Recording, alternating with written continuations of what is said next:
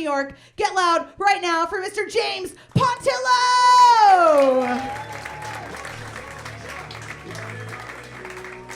What's going on? How's everyone doing? I had a great day today. I got high and watched the entire first season of Forensic Files.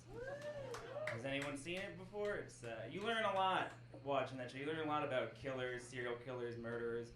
I learned, for example, that there's a way you could tell who's a murderer just by studying someone. Psychologists say that it's easy to tell who's a murderer if you look them in the eyes and they're a man.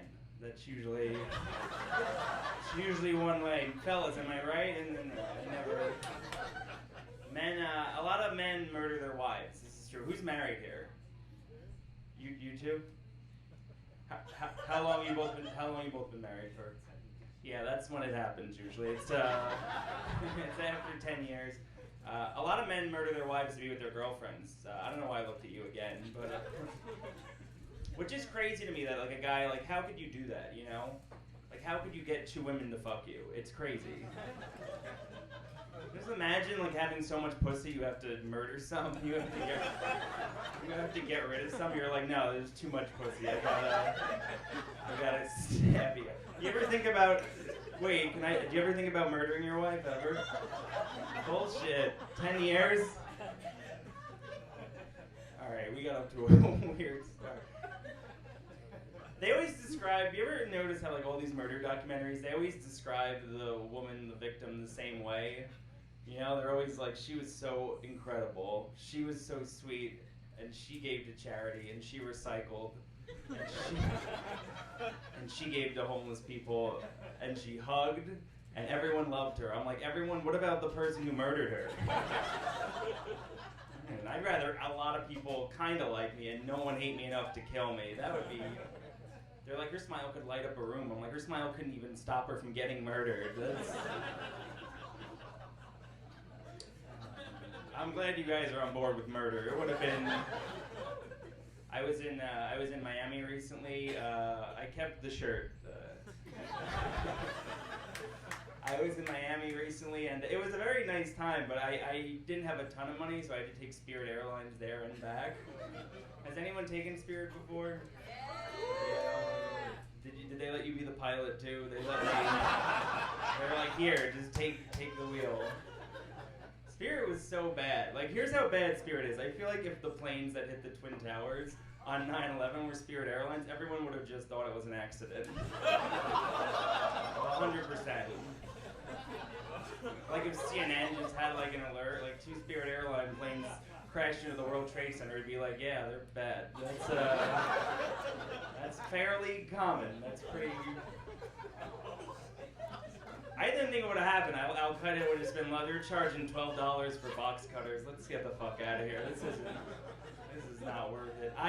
The comment before was talking about ayahuasca. I went on an ayahuasca retreat about a year ago. And afterwards, the instructor gave us like a buddy. He's like, for the next month, I don't want you to drink alcohol, smoke weed, or masturbate. And if you have the urge to do those things, you have to reach out to your buddy. And the first 2 things were fine. Like, I'd want to drink, I would text him, like, he'd want to smoke weed. The masturbating part, really weird. He texted me one day, he's like, I have to masturbate so hard right now.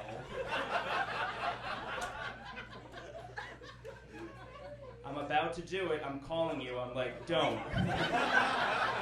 Just wait, alright? Or do it, I don't care, one or the other. It's fine.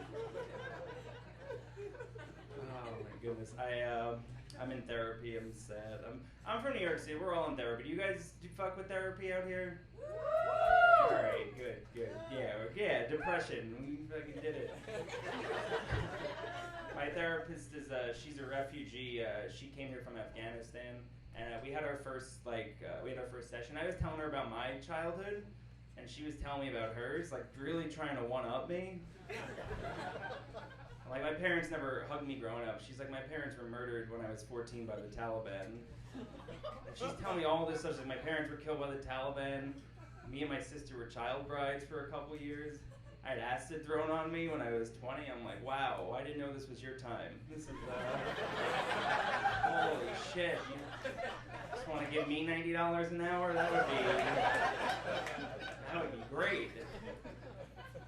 talking about why I have a bad relationship with women, and she's like, you don't communicate well with women. I don't know if you could tell by that I'm looking at the ground instead of in her face. Sorry, that was awkward. She's like, you don't communicate well with women because you had a mean mom, she said.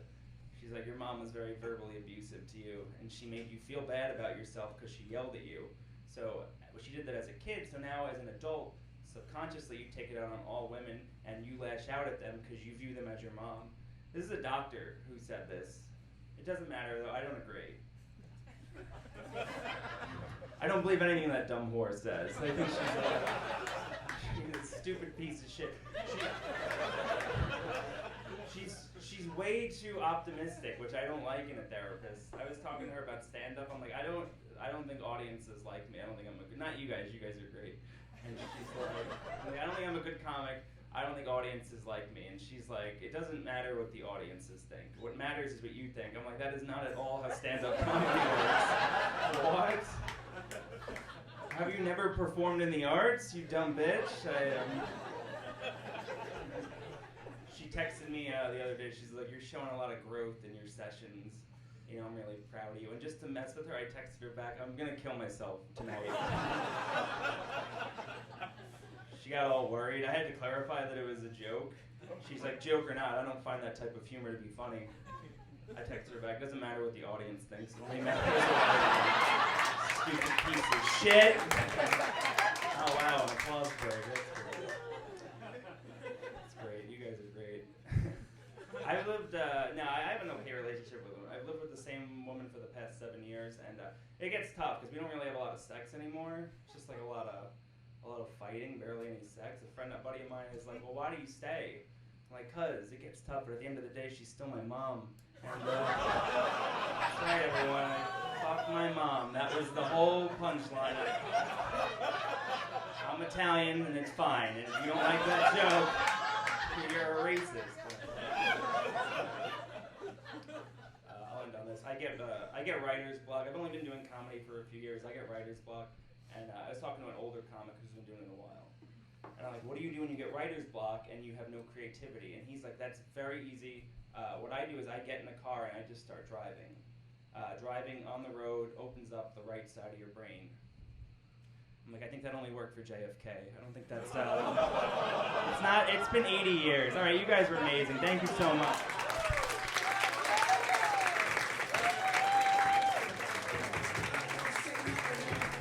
One more time for James Pontillo!